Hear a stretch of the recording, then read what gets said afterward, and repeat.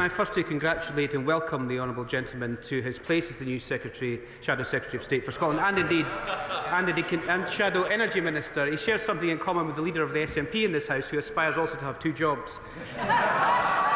Mr. Speaker, unlike the honourable gentleman, I have actually run my own business, and when you run your own business, what you need is stability, what you need is credibility, what you need confidence. The previous government left this economy in tatters. They crashed the economy. They left business confidence at a record low. We're investing for the future, and businesses back that.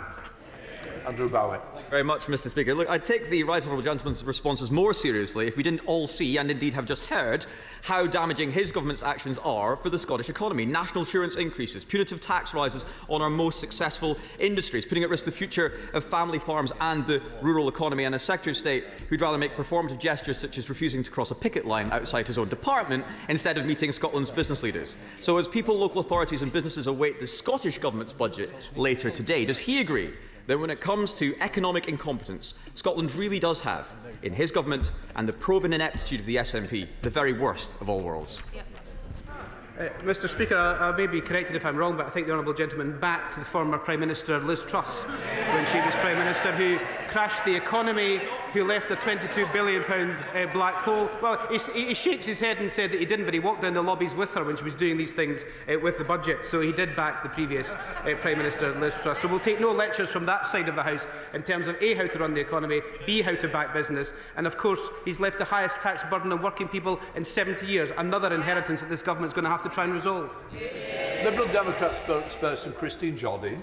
Thank you very much, Mr. Speaker. I'm sure, like the honourable member from West Aberdeenshire and Kincardine and myself, the Secretary of State for Scotland is watching with bated breath to see the latest Scottish budget after 17 years of incompetence. People are looking for change in Scotland. The Labour Party are promising it. So will he follow the initiative of his Scottish leader, Anas Sarwar, in saying that he will reinstate the winter fuel allowance and make representations to the Prime Minister to reconsider those other policies, such as the national insurance changes, which are creating instability and uncertainty for the Scottish economy?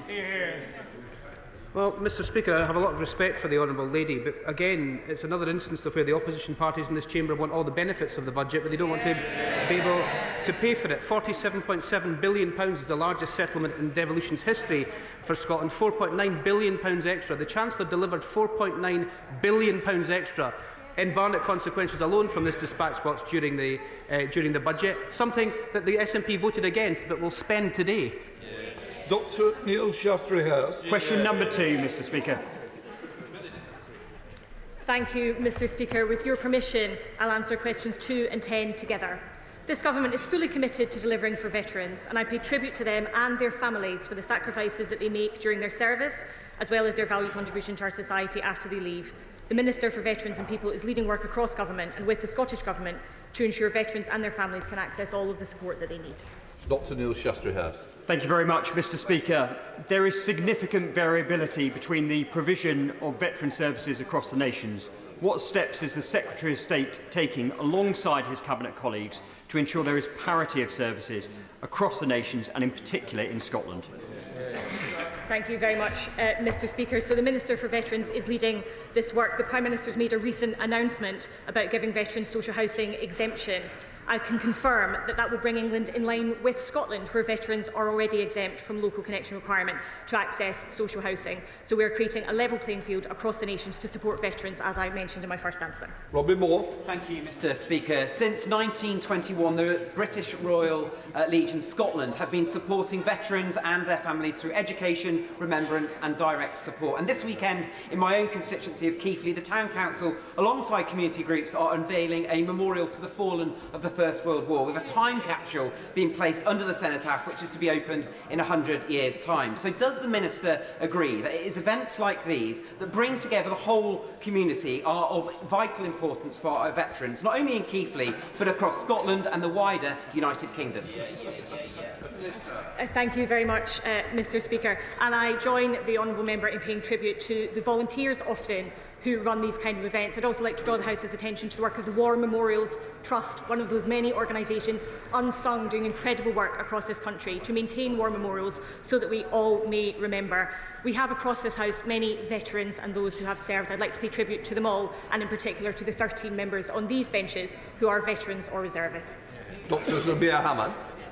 Mr Speaker, last week I had the honour of attending the steel-cutting ceremony of HMS Sheffield at BAE Govan in my constituency of Glasgow South West, adding to a long list in the tradition of high-quality building of defence industry vessels on the Clyde. What assurances can the Minister give me that defence procurement and skills will continue to be developed on the Clyde? Thank you, Mr Speaker. I can give my honourable friend the firmest of assurances that we will continue to prioritise shipbuilding on the Clyde and indeed defence jobs across Scotland. Elaine Stewart. Mr Speaker. Mr Speaker, with your permission, may I answer questions 3 and 11 together? Our economic growth mission will raise living standards in Scotland. Our New Deal for working people will disproportionately benefit Scots. New protections like guaranteed hours will help shift workers with up to £600 a year. We're also delivering an annual pay rise of £1,400 for hundreds of thousands of full-time workers in Scotland, and have committed to the triple lock, which means an extra £470 for pensioners next year. And last week we paid the first instalment to 7,000 former Scottish miners with their full pension. We will improve living standards by better public services and pay driven by economic growth. Sure. Thank you, Mr Speaker. Would the Secretary of State agree with me that community benefit funds from wind farms contributions to improve living standards for communities? And would he join me in praising the work of the 9 Community Council Group in Ayrcarrick and Cumnock as a model for fair distribution funds to support local apprenticeships and improve living standards across Cumnock and Doon Valley areas? Mr Speaker, I not only congratulate the 9 community councils in her area for their initiative, but the community councils up and down the country who do so much work on our behalf, which ensures that the Community Benefit Fund derived from local wind farms make a tangible difference to local people, and I congratulate my honourable friend for standing up consistently for our community. Our mission is to become a clean energy superpower by 2030, and communities will be at the heart of this. Communities must benefit from hosting national infrastructure for clean power. That is why my right honourable friend, the Energy Secretary, is developing guidance on community benefits, which will be published in due course. McAllister. Speaker, 100,000 Scots are on zero-hour contracts with no guarantee of secure hours. Labour's Employment Rights Bill will address this. Does the Secretary of State agree with me that 100,000 Scots in insecure work is a damning indictment of the state the Tories left our economy in and shows that we need a new direction in Holyrood? Mr Speaker, you'll not be surprised to hear that I absolutely agree with my honourable friend. Absolutely shocked.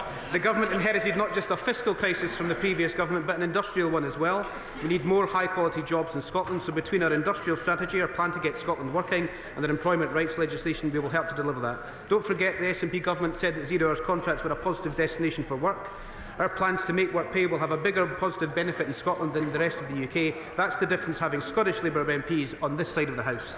Stephen Gathins. Mr Speaker, and can I join the Secretary of State for Scotland in welcoming the Shadow Secretary of State for Scotland to his place as well and congratulate him on his appointment. It does make it difficult sometimes to tell the two of them apart, that being said, especially on days like today, when today the Scottish Government will continue to protect the most vulnerable in society from the excesses of Westminster cuts, but instead of Tory cuts, it will be Labour cuts when it comes to the winter fuel payments. So, can the Secretary of State tell me, does he agree with the cut to the winter fuel allowance?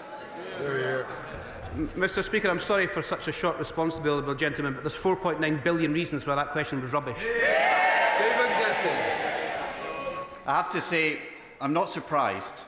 There's huge confusion in the Labour Party about the winter fuel allowance. The Scottish Government is doing something about it. The UK Government is not. Now, the Secretary of State did not even know the number of pensioners who would be affected by the winter fuel cut. Labour are now distancing themselves from Labour. So can he tell me, is the message that his party is sending out to vote Labour to stop Labour, or should voters just vote for the party who are actually doing something about it? Mr. Speaker, I think what the honourable gentleman is tending to forget is the winter fuel payment in Scotland is devolved. It was the SNP Scottish Government that decided to means test it as well, and if it wasn't for the £4.9 billion extra delivered by our Labour Chancellor at this dispatch box to end austerity that they will spend today, they wouldn't be able to make any decisions whatsoever. Question 4, Mr. Speaker. Thank you, Mr. Speaker. I commend the honourable lady for her work with the Chancellor to help deliver a record budget settlement for Scotland. It is the largest Scottish Government budget settlement in the history of devolution. It is now up to the Scottish Government to ensure that our towns feel the benefit of it. There can be absolutely no more excuses from the SNP. The budget also confirmed nearly £1.4 billion of funding for local growth projects, and we are delivering growth deals in all parts of Scotland, many of which are improving town centres and other community assets. Mr. Speaker, Hamilton is a brilliant place to live and work, but the boarded-up shops on Quarry Street tell a story of their own. Can the Minister tell me what can this government do to support businesses across Hamilton and Clyde Valley and Scotland who have suffered so badly under the chaos and neglect of two governments, Conservative and SNP? Thank you, Mr. Speaker. The honourable member is absolutely correct, and I commend her for standing up for her town. In England, this Labour government has already delivered lower business rates for leisure, hospitality and retail, which can help the high street. And I'm sure every Scottish MP wants to see that policy replicated in Scotland. As we are discussing brilliant towns, it's timely to mention brilliant retail workers too, particularly at this time of year. That's why I'm supporting the Scottish Retail Consortium and USDA's Christmas campaign to encourage everyone to respect our shop workers at this particularly busy time of year. Speaker, Ullapool in my constituency for far too long did not have a post office, had great inconvenience to local people. But recently, Tesco stepped into the breach and we have a highly successful post office in Tesco's in the middle of Ullapool. Can I recommend this procedure, this approach, in terms of regenerating town centres to the front bench? Opposite. Thank you very much, Mr. Speaker. We are delighted to receive representations of all sorts about how to improve our town centres, but we do know that they have suffered neglect for far too long, and as I say, I'm hoping that all Scottish MPs will have been lobbying for the kind of support to our leisure, hospitality and retail sector that this Labour government has already given south of the border. Thank you, Mr. Speaker. Question number 5. Thank you very much, Mr. Speaker. Can I firstly pay tribute to the honourable gentleman, my predecessor? I know he will continue to represent his constituents assiduously from the backbenches. Both the Secretary of State and I will be working closely with the Department for Transport and the Scottish Government to make sure that cross-border connectivity remains a top priority for this government. Mr. Speaker, extending the Borders Railway to Hoyk, Newcastleton and on to Carlisle will boost jobs, help the local economy and improve social mobility. The funding for the feasibility study was agreed by the last Conservative government with the SNP administration in Edinburgh. But the new Labour government seems to push this into the railway siding. So will the Minister ensure that the funding for the feasibility study is released as soon as possible? Thank you, Mr. Speaker. The UK Government is fully committed to the Borderlands Growth Deal, which will deliver economic growth for the south of Scotland and beyond, a key mission of this Government. The Scotland Office continues to work with the Department for Transport, the Scottish Government and Borderlands partners on the next stage of the business case development for the Tweedbank-Carlisle corridor and feasibility options to extend Borders Railway. It is unfortunately ultimately in the hands of Transport Scotland and the Scottish Government to follow through on the delivery of this important project. Andrew Bowen. Thank you very much, Mr. Speaker. Can I echo the words of the Minister regarding her predecessor and indeed my predecessor as Shadow Secretary of State for Scotland and the work that he has done. One of the decisions taken by the previous government, of which I am most proud, was the halving of air passenger duty, which led to cheaper flights and increased routes across the United Kingdom. But with airlines already cutting back on routes as a result of their government's decision to hike APD, people who don't live within a few-hour train journey to London, such as Aberdeen, face higher fares and fewer options for travel. So how can they credibly claim to support better transport connectivity across the United Kingdom when those living outside the Central Belt, and I know Labour do need to be reminded that does exist, are being punished? Thank you, Mr. Speaker. The honourable gentleman will know that we face a climate emergency and indeed an economic emergency of his government's own making. We were faced with a £22 billion black hole, with Treasury reserves spent 3 times over in the first few months of the government. We've taken tough choices to try and deal with the economic inheritance we've received. Frank McNally. Thanks, Mr. Speaker. Thank you, Mr. Speaker. With your permission, I will answer questions 6 and 12 together. We have reset the relationship with the Scottish Government and have met with the Deputy First Minister multiple times to discuss the autumn budget and other issues. From the moment my honourable friend the Chancellor stood up at this dispatch box to the moment she sat down, Scotland was better off by the tune of £4.9 billion in Barnett consequentials alone. Again, something the SNP voted against but will spend today. I encourage the Scottish Government to use that money to strengthen frontline services, bring down NHS waiting times and lift attainment in our schools. There are no more excuses. We ended austerity. It's time they followed. Mr. Speaker, I thank my right honourable friend for that answer. A thriving retail, hospitality and leisure sector is critical to brand Scotland. Following the welcome decision in the budget to ensure 40% rates relief for RHL businesses in England, what guarantees, if any, has my right honourable friend had from the Scottish Government that the extra Barnett consequentials linked to non-domestic rates will be passed on at today's Scottish budget? And does he agree with me that any failure to do so would be deeply damaging to the sector? Thank you to my honourable friend for that question. He is absolutely correct. The UK budget shows investment over decline, including investment directly in my honourable friend's constituency as part of the £200 million Towns Fund, as well as the biggest budget settlement in the history of devolution. He's also right that our hospitality businesses in particular need this rates relief more than ever. The Scottish Government should be using that budget to deliver growth and investment to help our high streets, and passing on these reliefs should be the bare minimum from the Scottish Government. Irene Campbell. Thank you, Mr. Speaker. We have delivered the biggest budget settlement to the Scottish Government in the history of devolution, with more than £4.9 billion, as you've heard today, of extra funding that can go to public services. Does the Secretary of State agree with me that there are no more excuses for the SNP and that Scots expect and deserve delivery and improvement to our public services? Thank you, Mr. Speaker. Of course, I couldn't agree more. It's not just the £9 billion in Barnett consequentials, but all the other investment the UK Government made outside those Barnett consequentials. The Labour Government has delivered billions of pounds more for schools and hospitals in Scotland. Mr. Speaker, it's more money than ever before, but the SNP MPs voted against it. They voted to deny Holyrood its biggest ever budget settlement by voting against the Finance Bill last week, but of course they will happily spend it in their budget today. They also voted against GB Energy in the SNP leader's own constituency. Given what we've read about the SNP's selection processes, I guess the SNP MPs seem keener to send themselves to Holyrood than billions of pounds of extra funding. Brendan O'Hara. Speaker, I'm sure the pensioners in the Secretary of State's constituency are as relieved as those in Argyll, Bute and South Lochaber that the Scottish Government's budget will introduce a pension age winter heating payment for all Scottish pensioners.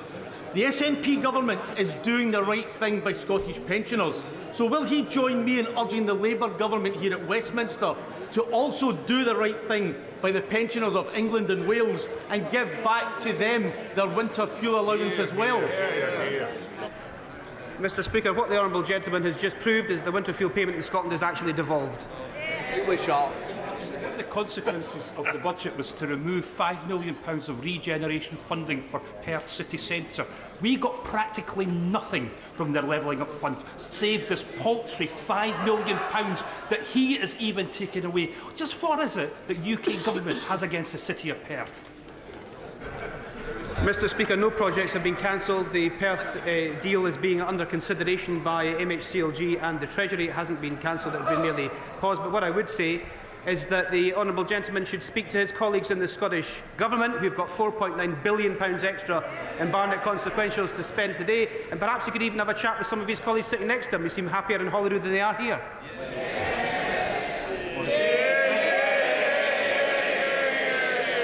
Seamus Logan.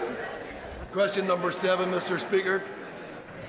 Thank you, Mr. Speaker. I know there is consensus right across this House on the enormous value of the hospice sector and the extraordinary work that they do, work which has been sadly undervalued for far too long.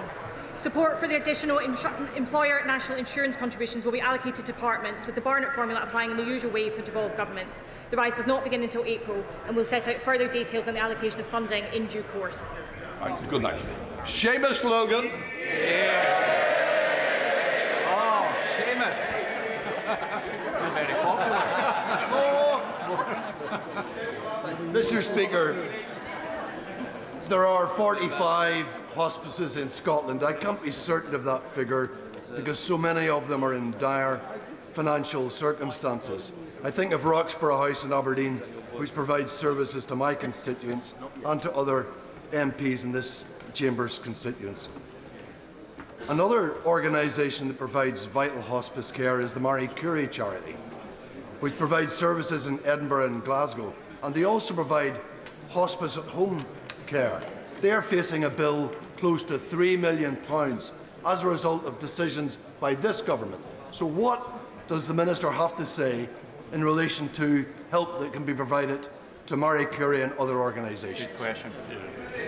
Thank you, Mr. Speaker. As the honourable gentleman will know, the pressures on hospice funding long predate the budget and relate to declining real terms funding from the Scottish Government.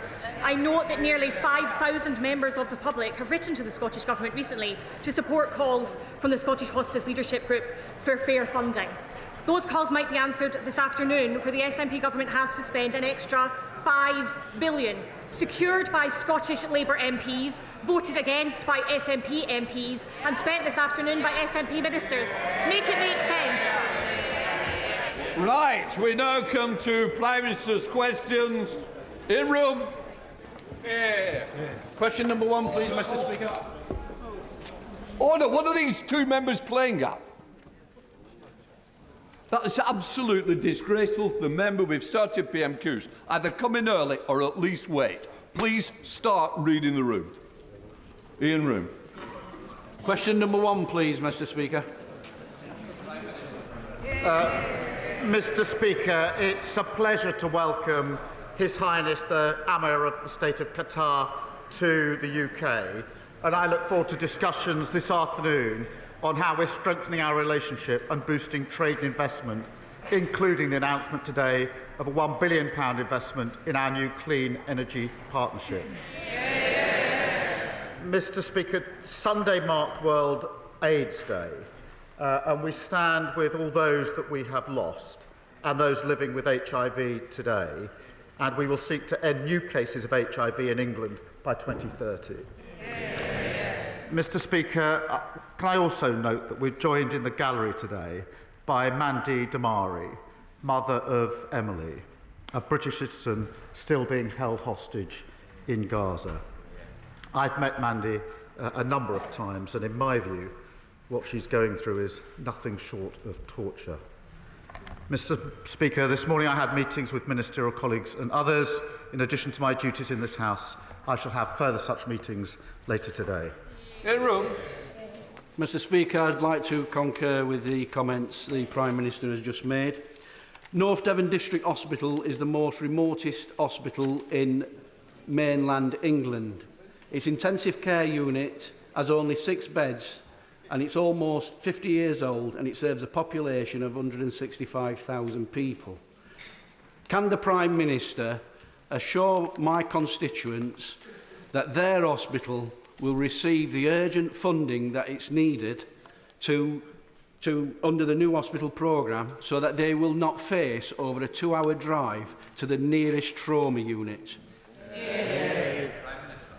Mr. Speaker, the new hospital programme that we inherited was emblematic of the failures of the previous government, making promises with no plan to deliver on them. We are committed to delivery, including the North Devon Hospital. We're reviewing the programme to place it on a sustainable footing, and the Health Secretary will set out further details of the new delivery soon. And in the meantime, we continue to support trusts to develop their schemes. Thank you. Olivia Bailey. Mr. Speaker, can I welcome the swift and decisive action this government is taking to secure our borders after the party opposite lost control.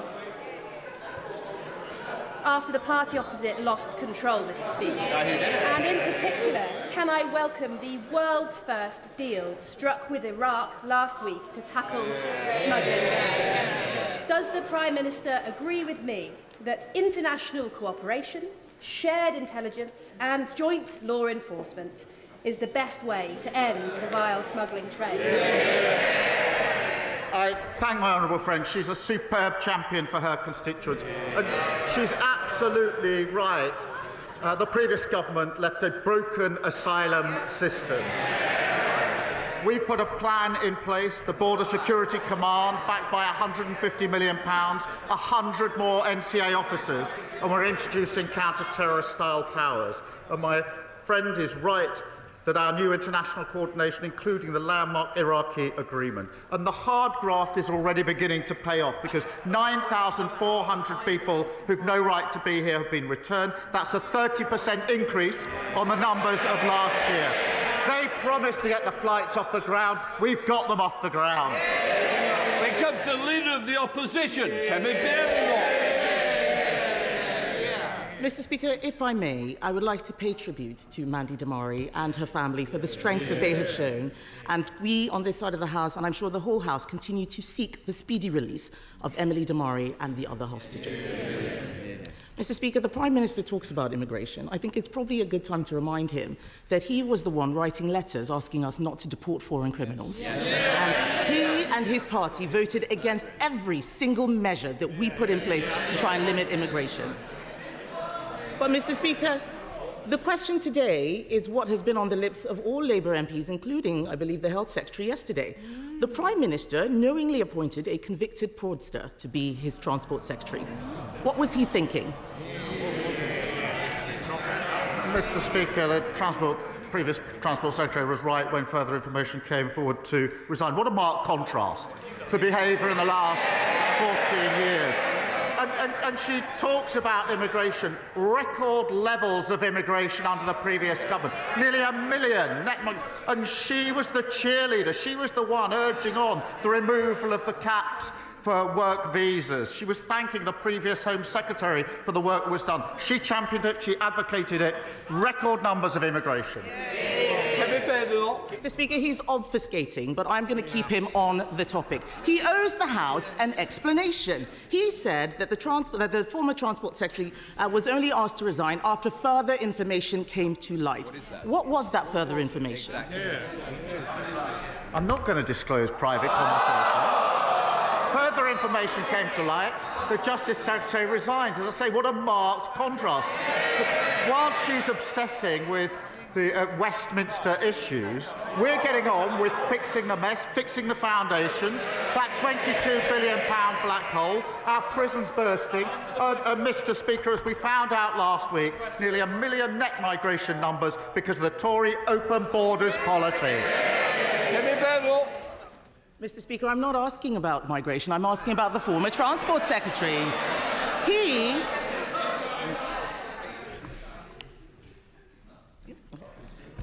He never answers any questions. He never answers any questions. And it looks like he didn't ask his Transport Secretary any questions either. The truth is, he appointed a person convicted of fraud to the Cabinet. The first thing she did was bung hundreds of millions of pounds in pay rises to her trade union friends.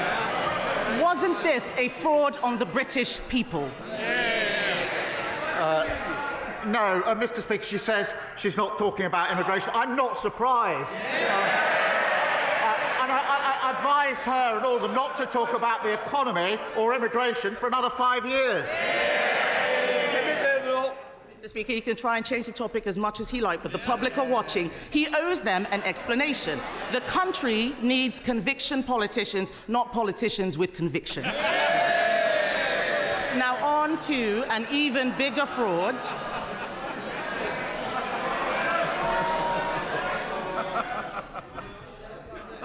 Yes. Now on to an even bigger fraud, the budget. Last week, the Prime Minister failed to repeat the Chancellor's pledge of no more borrowing and no more taxes. It is obvious that they are coming back for more. In his manifesto, he committed to making Britain the fastest-growing economy in the G7. Does he stand by his own pledge? Mr. Speaker, I gently remind her that 2 of her predecessors had convictions for breaking the COVID rules. I'd also invite her to look at the OECD report of this morning, which has upgraded growth for next year and the year after, which now puts us on target to be the highest growing major economy in Europe in the next 2 years. She should welcome that. Mr. Speaker, I saw the OECD report, and what it said was that they will be coming back for more taxes. And I think the whole House would have heard him fail to repeat his own pledge. He can't even repeat the pledges that he made just a few weeks ago. We are here to stop him from damaging the economy, and that is why we are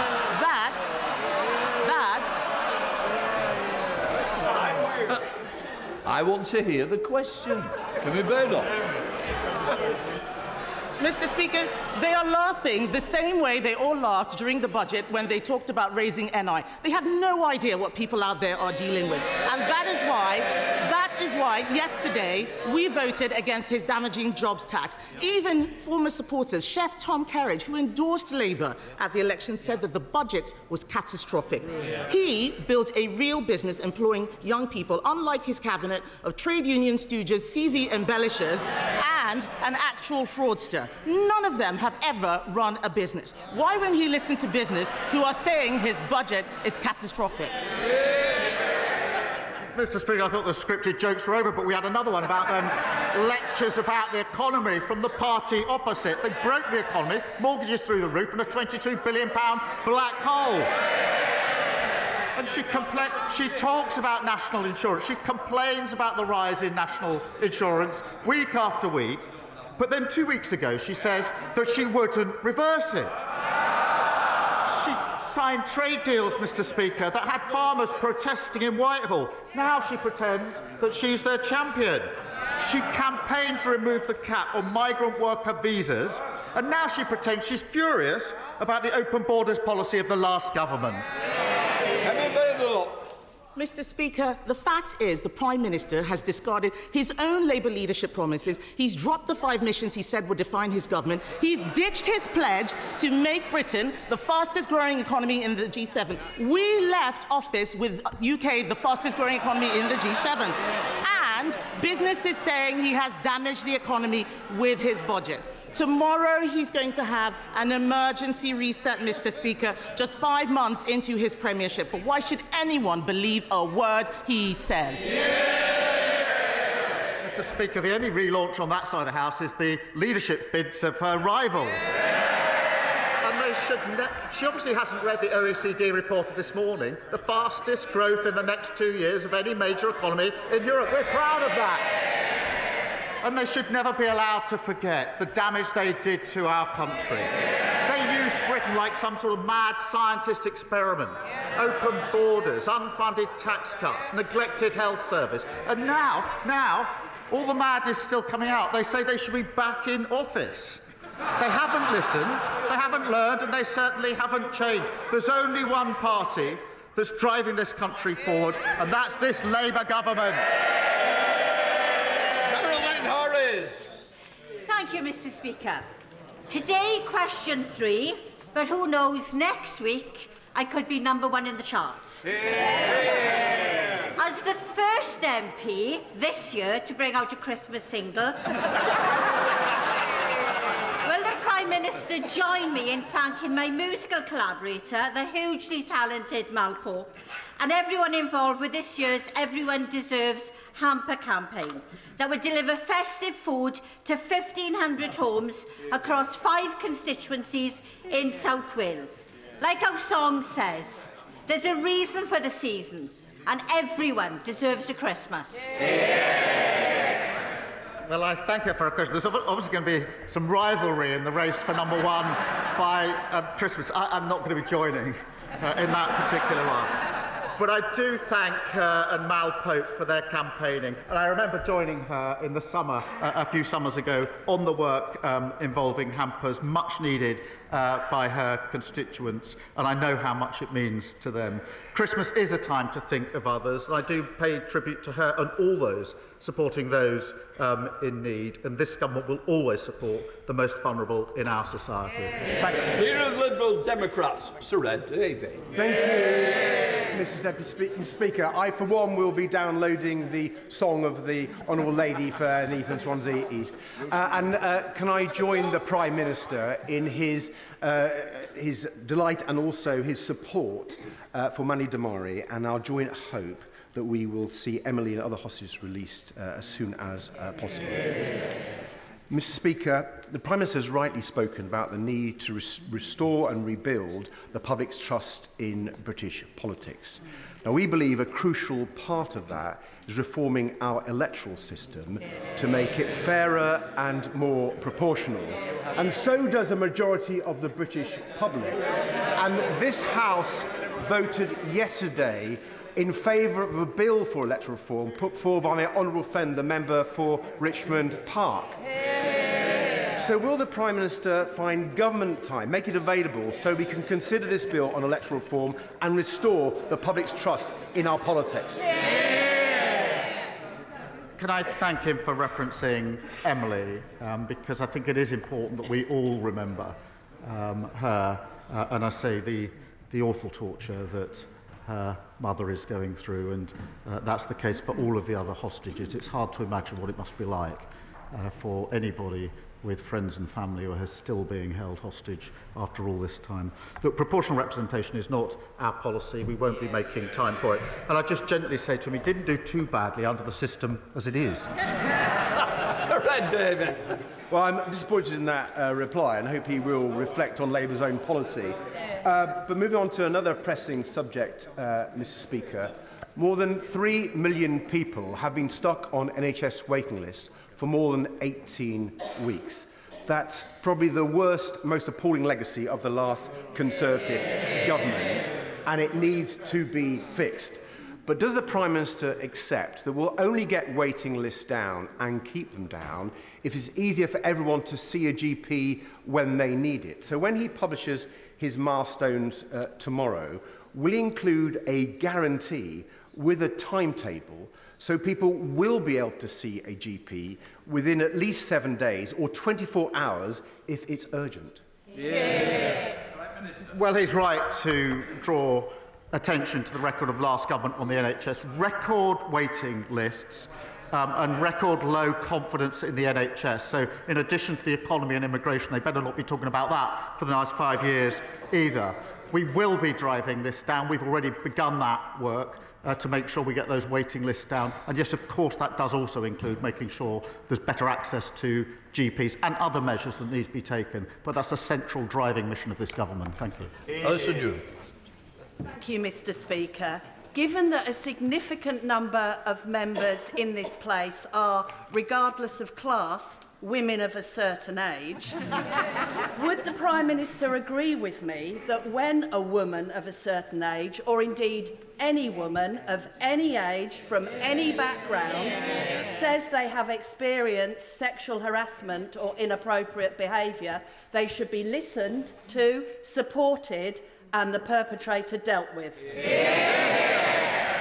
I certainly agree with that, and I think everybody across the House would. She's right, because, Mr. Speaker, one of the greatest barriers that women face when coming forward and reporting unacceptable behaviour in the workplace is having confidence that they will be taken seriously, and that requires all of us to put in place mechanisms and arrangements to make that possible.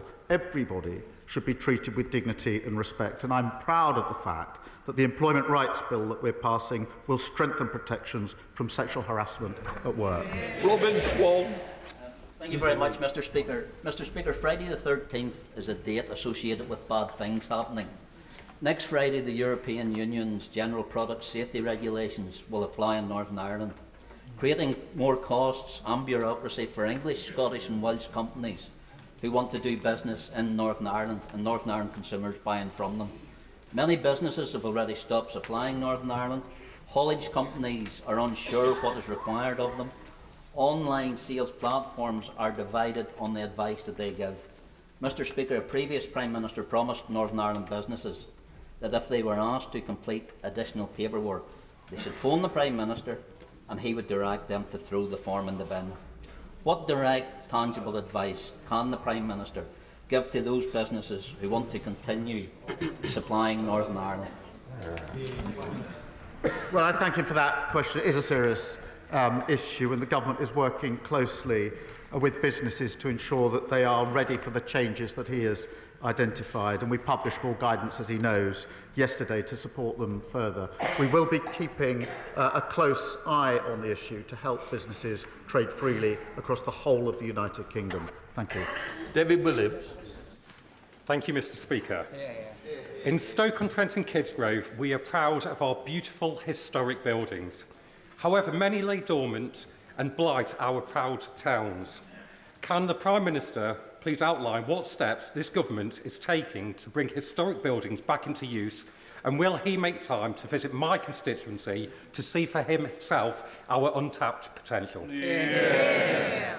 Well, I thank him for raising this issue and certainly consider his kind invitation. Mr. Speaker, we will invest in heritage buildings, restoring pride and ensuring they serve the needs of local communities. The National Lottery Heritage Fund has awarded Stoke-on-Trent £250,000 to help preserve the city's heritage.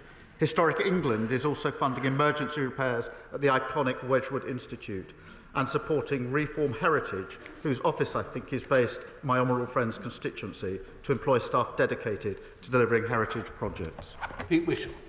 Speaker, today is the Scottish Budget, and inside it you will find provisions to reinstate the winter fuel payment to all of Scottish pensioners, something that he, of course, famously took away from nearly all of the UK pensioners, supported by Scottish Labour members of Parliament. But apparently, Scottish Labour are now in favour of winter fuel payments. So what's his advice to Labour MSPs? Is it to vote for the budget to ensure that Scottish pensioners get that single fuel payment, or is it to stick with his view and vote that budget down? Advice to my team is to ensure the SNP are absolutely clear. We have given them the biggest settlement to Scotland this year under our budget. They now have the powers, they have the resources, they've got no more excuses for the failure to deliver. Clive Efford. Speaker, a year ago today, this House defeated the then government over the contaminated blood scandal compensation scheme. This government's £11.8 billion set aside for that compensation scheme is welcome. But as victims die every week, there is concern about the pace of payments and the fact that rules are being changed behind closed doors in Whitehall without explanation, contradicting some of the recommendations of Sir Brian Langstaff. So does my right honourable friend agree with me that next week's meeting scheduled with the campaign groups representing the victims must represent the start of those infected and affected being involved in the process that they fought so hard for so long and too many died and failed to see? Mr. Speaker, we are committed to acting on the findings of the infected blood inquiry and ensuring swift resolution and compensating in full. And that's why we announced £11.8 billion to compensate those who waited far too long for justice. And I'll happily make sure that he gets a meeting with the Paymaster General to discuss the issues he's raised. Adam. Thank you, Mr. Speaker. Everyday pensioners in my Leicester South constituency are emailing me with one word, and that word is frightened. Susan, who has pulmonary fibrosis, wrote, "During winter, I rarely go out as it is too cold for my lungs. I need to keep warm and I need to keep my heating on. The winter fuel payment was really helpful." She writes, "I want MPs to know that not all pensioners are millionaires or receive gifts from millionaires, nor do we all get the higher rate of pension. Susan is frightened she won't be able to keep her house warm this winter, and she is not alone. Does the Prime Minister realise how frightening it is for the 8,100 pensioners in my constituency who have lost their winter fuel payment fuel payment help? As the winter month starts to bite, will the Prime Minister come to Leicester to explain to Susan why he thinks this policy is not frightening?" Thank you.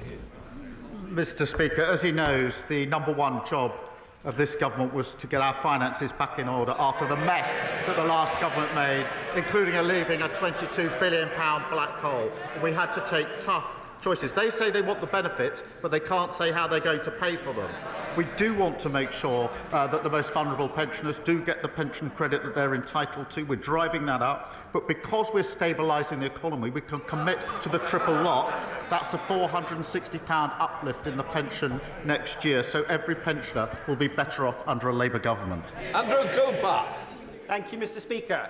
The Middlewich Eastern Bypass will support the delivery of nearly 2,000 new homes, 6,500 jobs and 1.5 million square feet of employment land. The previous government, having first promised to fund it, dragged their feet, putting jobs and investment at risk. Mr Speaker, we're approaching the season of goodwill. So can the Prime Minister give my constituents an early Christmas present and offer some certainty over this vital infrastructure project? Mr Speaker, we are committed to supporting drivers across the country, including by freezing fuel duty and investing £1.6 billion to maintain our roads. That's £500 million more than the previous year. I do know his constituents have waited years for certainty on this scheme. The project is currently going through an assessment and government process, and I'll make sure that he gets a meeting with the Roads Minister to discuss that. Martin Wrigley. Thank you, Mr Speaker. The major GP practice groups in my Newton Abbot constituency have written to me detailing their precarious finances. Planning for the year ahead, they're considering their options, including redundancies, handing back their contracts or bankruptcy, and they've stopped recruitment of GPs, resulting in fewer patient appointments. The Health Secretary has promised an increased funding allocation, but has yet to say when we will know how much this will be. Will the Prime Minister release this funding information and meet with me and the GPs to hear their precious first-hand? Mr Speaker, he's right to raise this. The Darzi report that we commissioned made clear that the NHS was broken by the previous government, and that's why we provided £22 billion of additional funding in the budget this year to start the work fixing our NHS. We do obviously value the vital work of GPs, and every year, as he knows, we consult with the sector about the services that they provide and the money they're entitled to in return. And we'll send that out. We will set that out in the usual way. Thanks, McIntyre. Mr Speaker, Holly Gazzard was murdered by her boyfriend outside her workplace in Gloucester 10 years ago. Since then, her family have established the Holly Gazzard Trust, which educates young people on domestic abuse and stalking and keeps women safe with its Hollyguard app. Will the Prime Minister join me in paying tribute to Holly's family and the work of the Holly Gazzard Trust? And will he update the House on the steps that this government is taking to tackle violence against women and girls? Mr Speaker, a decade on, the thoughts, I'm sure, of the whole House remain with Holly's family and friends, and I do join him in commending the vital work of the Holly Gazzard Trust. In relation to the steps we're taking, we've got a mission to halve the levels of violence against women and girls within a decade. That is really tough to do. Nobody has ever committed to that before. I invite everybody across the House to join us in that. And that will include, amongst the steps we're taking, placing domestic abuse experts in 999 control rooms to make sure they're picked up early, launching a pilot of new domestic abuse protection orders, developing a national framework to track and target high-harm offenders, and strengthening stalking prevention orders. We will take other measures to make good on this commitment. Thank you, Mr Speaker. A WASPy woman dies every 13 minutes. That's 2 since the Prime Minister took to the dispatch box today. That's 111 every day and nearly 17,000 since he took office. So can I ask the Prime Minister, how many more WASPy women have to die before the government takes action to give them the financial redress and the justice that they are due? Mr Speaker, we are moving at pace on all relevant issues. We've passed the budget to provide the baseline for what we need, and we'll continue to do so. Yuan Yang. Thank you, Mr Speaker. Local councils in my constituency of Earley and Woodley are facing significant financial pressures from SEND provision. Woking Borough, for example, has twice the level of SEND instance than the national average, yet historically the level of funding has not met the level of need, and this has left families and children waiting too long for help. The previous government's safety valve programme was only a sticking plaster, so I welcome this government's announcement today of additional SEND funding in mainstream schools. What more can this government do to make SEND funding sustainable? I'm grateful to her for raising this. I think the 5th or 6th time SEND has been raised at PMQs. We did inherit a system neglected to the point of crisis by the last government, and so we'll deliver the change that's desperately needed. That means increased funding to the core schools budget by £2.3 billion, includes almost £1 billion more on high needs budgets. And today we're investing and announcing investment of £740 million in funding to create SEN units in mainstream schools which deliver specialist support, and I'm very pleased to be able to take that forward. Thank you. Mr. Speaker, members across this House are deeply concerned that the Post Office are considering closing more than 100 branches across our communities. More than 3,000 people have signed a petition opposing the closure of Bexhill Post Office. Does the Prime Minister agree with me that the government must ensure we protect vital post office services for all of our constituents? Can I thank him for his question, and can I also recognise the campaigning of many, including himself, for local services that their constituents rely on. The Post Office is required to maintain a network of 11,500 branches and ensure that 99% of the UK population lives within 3 miles of a post office.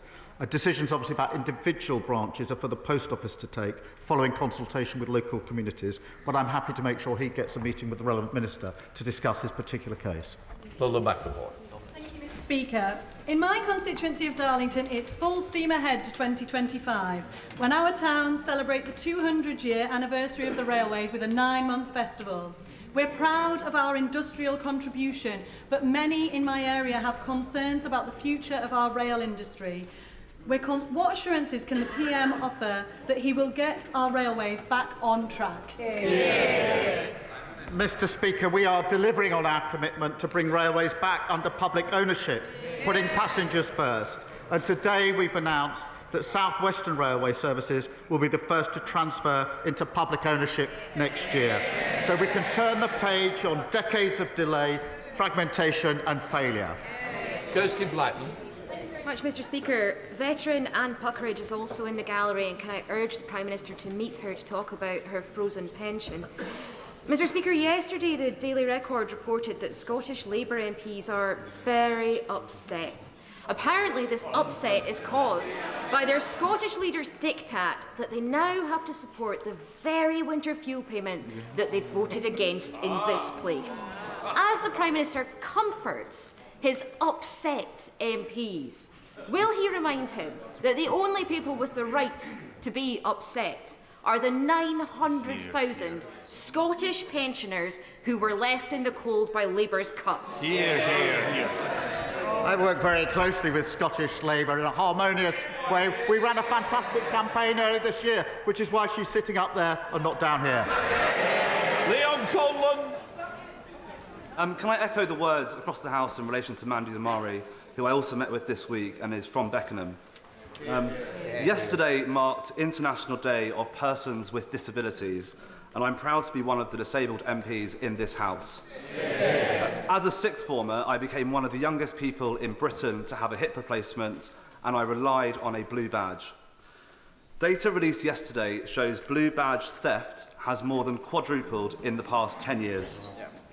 Will the Prime Minister back my campaign to tackle blue badge theft and ensure millions of disabled people can work, socialise and live an independent life? Can I thank him for being a powerful voice for some of the most vulnerable in our society? Look, theft of a blue badge is appalling, depriving people of their independence and ability to travel with confidence. It has a real human impact every single time, and that's why we're working closely with local authorities to help them tackle fraud and misuse. And I'll make sure he has a meeting with the relevant minister to examine what more can be done. Thank you, Mr. Speaker. Following on from the question from the member for Aberdeen North, in the gallery today is Anne Puckeridge, who is a World War II veteran and an intense campaigner. She's flown over 5,000 miles from Canada to meet the Prime Minister to discuss the frozen pensions, a policy denying her and 500,000 Brits who live abroad a frozen pension. I'm sure Anne won't mind me saying that she will be 100 years old in a couple of days' time. Would the Prime Minister reconsider his decision, give Anne the best birthday present ever, and meet with her to discuss this issue? Well, I'm grateful to him for raising this issue. I think he will well know and understand that our position is in fact a continuation of the position under the last government. Richard Baker. Thank you, Mr. Speaker. Does the Prime Minister share my concern that the report by Audit Scotland finding the Scottish Government has no clear plan for the NHS in Scotland? As a Scottish Labour MP, I'm delighted this Government is providing £4.9 billion extra for public services in Scotland. Isn't it time for the SNP ministers to get a grip and do better for patients in my constituency who are facing some of the longest waiting times for surgery in Scotland? Well, I'm grateful to him for raising this because waiting lists in Scotland are appalling. And that's why we make the argument. They now have the money, they've got the resources, no more excuses for poor delivery. That completes Prime Minister's questions.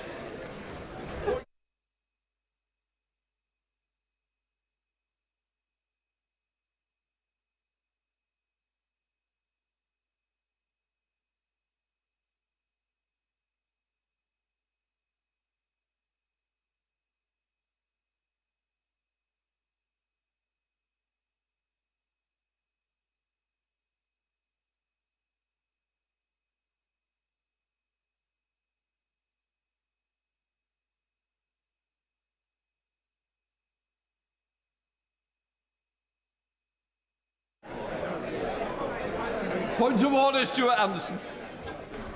Thank you, Mr. Speaker. I would like to seek your advice on yesterday's debate that was a jobs tax on working people that aren't working people, or it depends on what the definition of working people is. The Exchequer Secretary